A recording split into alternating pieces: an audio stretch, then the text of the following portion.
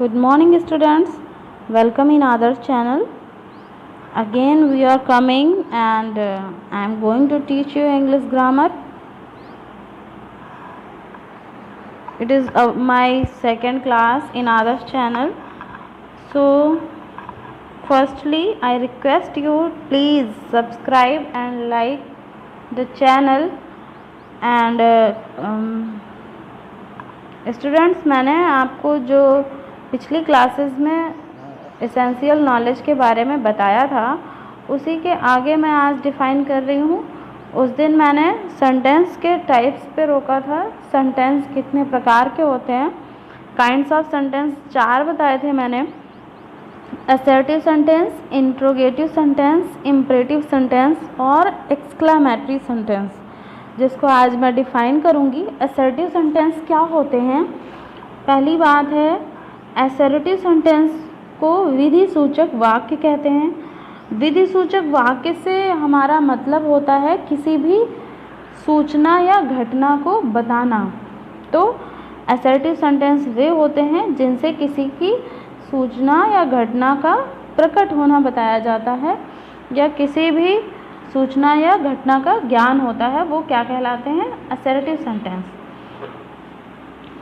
तो इसके सिंपल से एग्जाम्पल होते हैं कुछ भी, कोई भी sentence, we should respect teachers, हमें अध्यापकों का सम्मान करना चाहिए, ये सूचना है। ही डिड हिज बेस्ट, उसने बहुत ही अच्छा प्रयास किया, तो ये हो गया घटना का ज्ञान। इस तरह से ये असर्टिव सेंटेंस के एग्जाम्पल हो गए।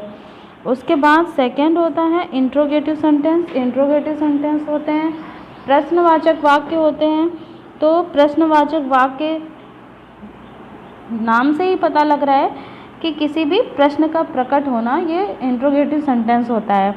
जैसे will you go there, did he pass, how are you, who are you, इस टाइप के sentence, where do you live, ये इंट्रोगेटिव सेंटेंस के अंतर्गत आते हैं। और इंट्रोगेटिव सेंटेंस में जब कभी भी इंट्रोगेटिव सेंटेंस लिखा जाता है तो उसमें एक बात ध्यान रखी जाती है कि सेंटेंस ख़त्म होने के बाद में क्वेश्चन मार्क ज़रूर लगाना चाहिए, अदरवाइज़ उसमें माइनस मार्किंग हो सकती है। और जो प्रश्नवाचक वाक्य होते हैं वो भी 2 टाइप के होते हैं। पहला तो होता है जो क्या से स्टार्ट होता है, ठीक है, और जो दूसरे टाइप का सेंटेंस होता है प्रश्नवाचक वाक्य में, वो बीच में प्रश्नवाची वाक्य आता है, वहाँ पर प्रश्नवाचक शब्द बनते हैं। जैसे व्हाट इज़ योर नेम, तो व्हाट पहले आ गया, ठीक है, क्या पहले आ गया, इज़ यू लाइव, क्या पहले आ गया, और why do not go there, तो क्यों बीच में आएगा, वह वहाँ क्यों नहीं जा रहा है। तो इस तरह से होते हैं। इंट्रोगेटिव सेंटेंस में भी 2 टाइप होते हैं। उसके बाद आता है इम्परेटिव सेंटेंस। इम्परेटिव सेंटेंस मतलब होता है आज्ञा सूचक आदेशात्मक वाक्य। इसमें आदेश का मतलब होता है किसी भी व्यक्ति को आज्ञा, विनय, परामर्श आदि का ज्ञान होना, ये इम्परेटिव सेंटेंस होते हैं। आज्ञा मतलब कोई टीचर या कोई मालिक अपने नौकर या बच्चे को आदेश दे रहा है, या कोई छोटा टीचर या नौकर अपने मालिक से या अपने अध्यापक से कोई रिक्वेस्ट कर रहा है या सलाह ले रहा है, परामर्श ले रहा है, तो ये इम्परेटिव सेंटेंस के अंतर्गत आते हैं। जैसे कि इसके एग्जाम्पल हैं, be quiet, never tell a lie, do not make a noise, इस टाइप के सेंटेंस इम्परेटिव सेंटेंस के एग्जाम्पल होते हैं। और इसमें थैंक यू, थैंक हिम, इस तरह की चीज़ें भी इम्परेटिव सेंटेंस में ही आती हैं। और जो सेंटेंस का 4th टाइप होता है वो होता है एक्सक्लेमेटरी सेंटेंस। तो एक्सक्लेमेटरी सेंटेंस का मतलब है विस्मय सूचक वाक्य। मतलब एक्सक्लेमेटरी सेंटेंस से आश्चर्य, शोक, हर्ष या खुशी आदि भावनाएं प्रकट होती हैं।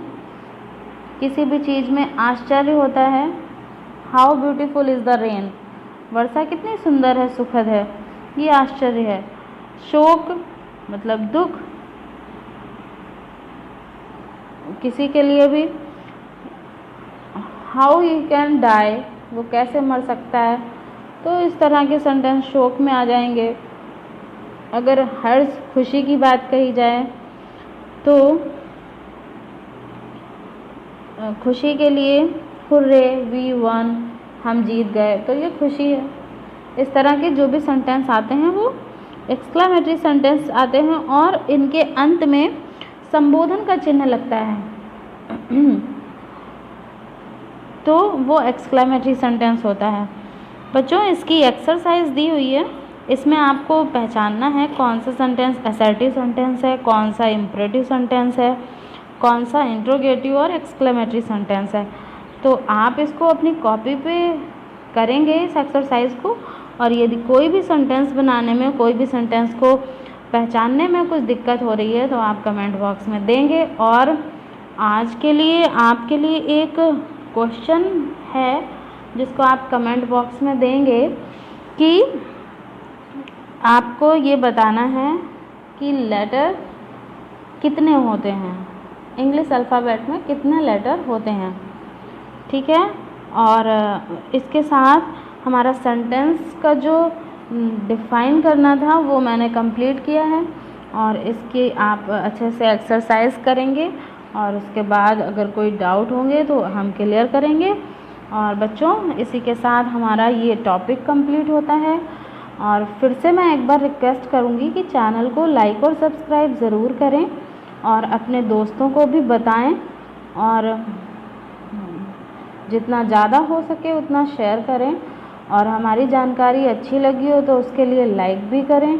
बार बार रिक्वेस्ट है, चैनल को लाइक और सब्सक्राइब ज़रूर करें। और कोई भी अगर आपको टॉपिक समझ ना आए उसके लिए आप कमेंट बॉक्स में भी कमेंट कर सकते हैं, और जो क्वेश्चन आज मैंने पूछा है उसका आंसर आप कमेंट बॉक्स में दें तो हमें भी अच्छा लगेगा कि आप लोग जानकारी बहुत अच्छे से पा रहे हैं, और हमें बताने में भी खुशी होगी कि हम टीचिंग को और अच्छी तरह से आपको प्रेजेंट करें।